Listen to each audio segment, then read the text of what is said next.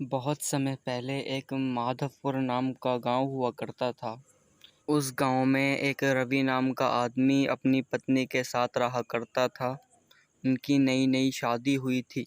जैसे ही वह दोनों रात को सो जाते थे तो फिर बीच रात में उसकी बीवी की आंख खुल जाती थी और वह उठकर यह देखती कि उसका पति उठा हुआ तो नहीं है।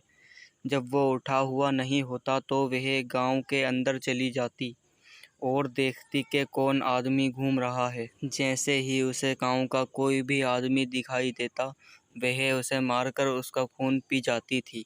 एक दिन जब वो ऐसे ही रात में घूम रही थी तभी उसे एक आदमी दिख जाता है।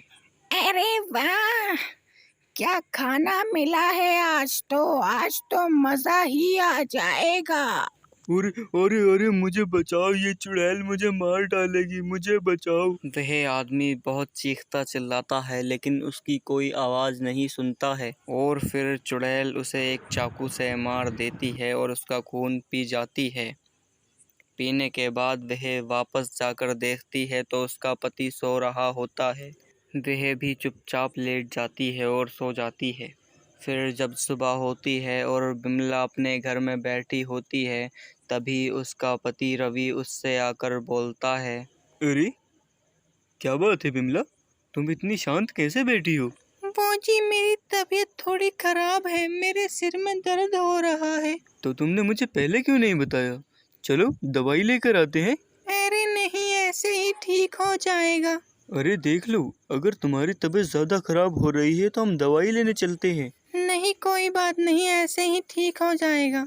फिर रवि वहाँ से चला जाता है और जिसे रात चुड़ैल ने मारा था उस आदमी को गांव का एक आदमी देख लेता है और वह सारे गांव में बता देता है।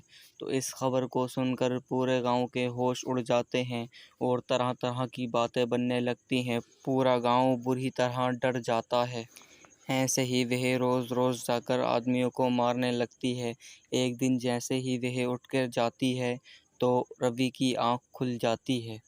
वह भी उसका पीछा करने लगता है। वह जहाँ जहाँ जा रही थी रवि उसके पीछे पीछे जा रहा था। तभी वह गांव के बाहर एक भूतिया हवेली थी उधर जा रही थी।